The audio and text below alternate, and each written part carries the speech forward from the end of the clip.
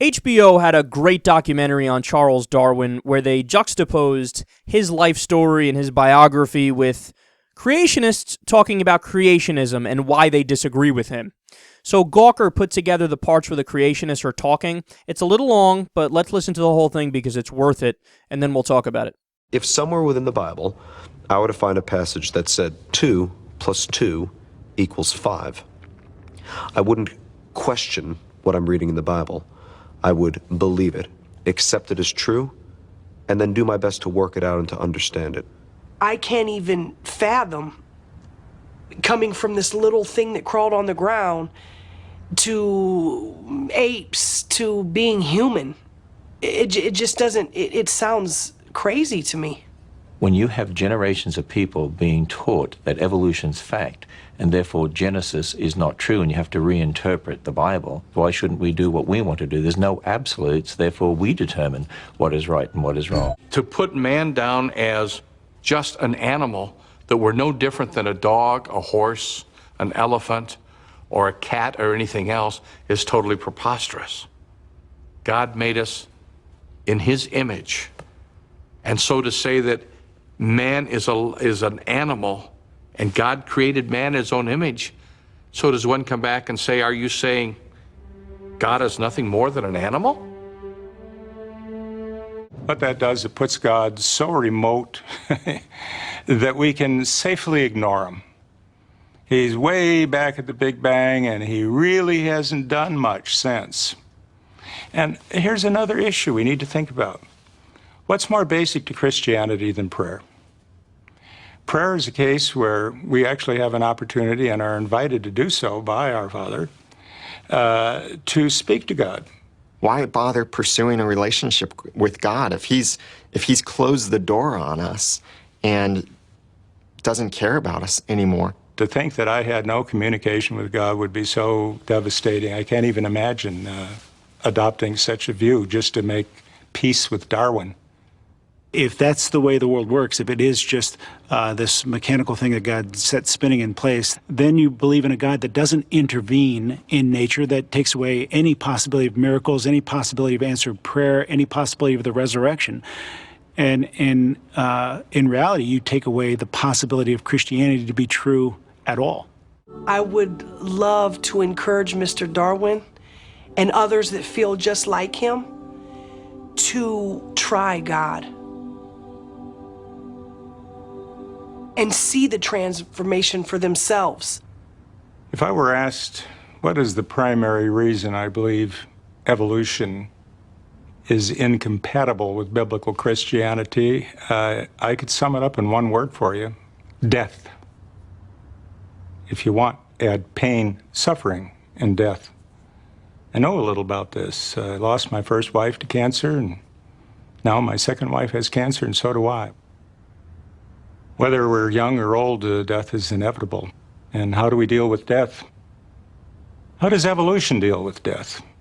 From just reading Genesis, you get the idea of a perfect world, no death, no disease.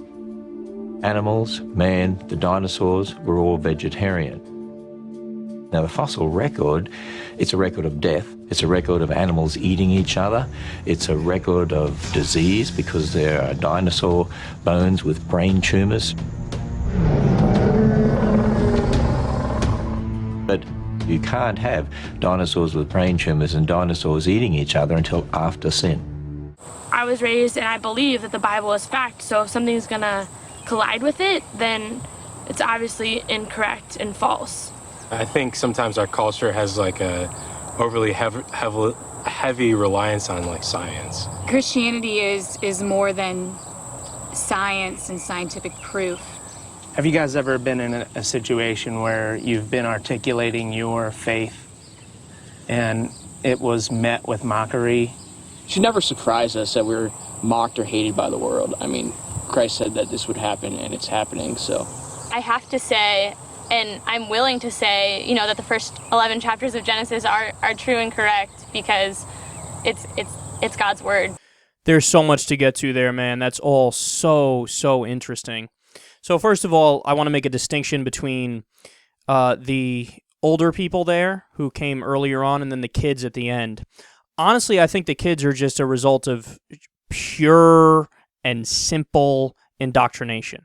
You could tell by their responses that they're very stock. Like, these things have been the things that are hammered into their heads, so they're going to regurgitate it when a question is asked that evokes that response or invokes that response. So there's that two-tiered thing going on where I'll get to the older people in a second, but the younger kids, it just appears like indoctrination. And I also see that they think there's this victimhood, and they think that they're persecuted. Well, first of all, Christians are 76% of the population in the United States of America. So that's just out the window right away. You're the overwhelming majority. Every single president has been Christian. Okay, maybe they're not as gung-ho about it as you. Maybe they're not actually, Bible literalists and creationists, but you're not persecuted by any stretch of the imagination. And I should reference this because some Christians think, I'm personally attacking them. No, I'm attacking your ideas, which I disagree with because they are not factual, and I'm trying to explain the truth to you. It's got nothing to do with anything personal. My feelings and your feelings are irrelevant in a debate about the nature of the world. We need to focus just on the nature of the world, but they need to twist it into, oh, he's a bad guy, oh, he's personally attacking me, oh, I'm a victim, because they know that they can't win on the substance, okay? And then also, we have an over-reliance on science in this country. Okay, so when you get sick, are you going to go to the doctor? I take it you're not, right? I take it you didn't get any vaccines. I take it you never have Tylenol. I take it you never took penicillin when you got strep throat or had some other infection. Science has given us the camera that they were talking into. Science and technology gave that to us. When we went to the moon, that was NASA. The internet is from science and technology. The list of things, the heat in your house that makes it so you don't die from being too cold in the winter, science and technology. The air conditioner, science and technology. The comfy bed you sleep in, just with how tight the springs are and how they make you feel when you lay down on it, and the fluffiness of your pillow and the TV that you watch 2.5 hours a day.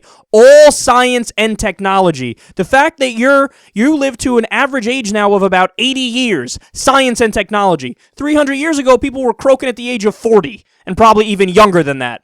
All right, we owe almost everything to science, man. And the more we actually go down this road of science and empiricism, the more we will improve this life as we know it. We have a chance to turn this world into as close to a heaven on earth as humanly possible. We could try to eliminate poverty, eliminate starvation, make people happy and comfortable and fulfilled. And the way we do that is through thinking more scientifically and problem solving. But these guys think there's an over-reliance on science because they want to stick their head in their dogmatic book, which there's no goddamn evidence for, and it's no different from the Quran or the Bhagavad Gita or the Roman gods or the Greek gods or the rest of them, and it's sad. Okay? And look, I know I'm going over time here, but let me be quick with it, because the earlier parts say a lot. 2 + 2 = 5. That comment says it all right there. The guy's telling you, I will pick the Bible over reality. Now, why is he doing that? He's doing that because he has defined the Bible as reality. So it's a definitional thing to him, where the Bible is right by definition. So even if it says something that we know is not true, like 2 + 2 = 5, I will blind myself to what you're showing me is obvious, and I will pick the thing that's wrong. Okay, that's a scary way to think, because that's exactly how the people think that strap on the fucking suicide vest and are part of the Taliban or Al-Qaeda and think they're going to see the 72 versions later. Because there's no amount of evidence you could tell them to explain this is a bad idea. You're not going to go anywhere. You're just going to stop existing afterwards. You need to sit down and relax. Let's go get a sandwich. Let's talk this out. But they get indoctrinated, so they believe, even though this can't be true, I think it's true. That's the same kind of thinking. 2 + 2 = 5. I'll pick that over 2 + 2 = 4, even though we can show you that this and this equals this. It's crazy.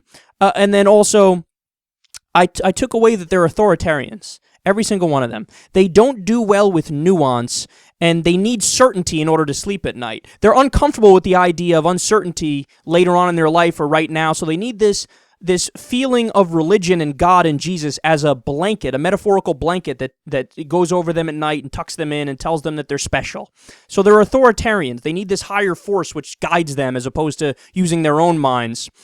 And one part I actually agreed with, but the guy didn't realize he was making our case for us. The guy said, well, if you believe in Darwinism, Christianity pretty much crumbles, because then how do we know what parts of the Bible are true if this part here is not true? That's right. And it's true that Darwinism does make Christianity crumble. It's not true that you need to ignore Darwinism and focus on Christianity, even though it's been disproven, essentially. And then final things. I'm really over time, but they say one of the women goes, I would tell evolutionists, just try God. And what she's saying is try God and you'll feel better. But what she's not understanding is we're having two different conversations. You're talking about how to feel better, okay? God might make you feel better, you know? But we're talking about what is true. What is the reality? Does God exist or does God not exist? Is Christianity true or is it not true? Let's evaluate the evidence. Let's evaluate the proof, and let's figure out what's going on here. And the answer is it's not true, okay? So you're picking your religion to make you feel better and say, okay, well, it's got to be real because it makes me feel good. Bullshit! You know what makes me feel good? Vicodin. Does that mean that Vicodin is the end-all be-all and I should create a religion around it and it's truth? No, it just makes you feel good. There's a difference between truth and making you feel good. And then finally, the biggest point here, and the guy, I felt bad for him as he was talking. He lost one wife to cancer, his wife now has cancer, and he has cancer, and he said, death is the reason why I'm a Christian. I don't know what happens after I die. I'm scared of that idea. I'm terrified of that idea. And I want to sympathize with him and tell him, dude, none of us know what happens when we die. And we're all in this weird, crazy thing called life right now together. And it's a temporary state of existence. We all know it's a temporary state of existence. And it's something that we all struggle with. But to make up answers to fill in the void is just making up answers at its deepest level, at its base level. And that doesn't make the stuff true. So, and he's right that we don't have an answer. Evolutionists don't have an answer. Atheists and agnostics don't have an answer. But our lack of having an answer is the reason why when it comes to actually being alive, we want to make everything we can out of this life because we think that when we die, it's most likely the case that we just go back to what it was like for us in the year 1790. Do you remember what 1790 was like? Yeah, I don't either, because I didn't fucking exist in 1790. Just as when I die, I won't fucking exist. So yes, it's scary and it's creepy and it's awkward and this is all temporary and all that stuff.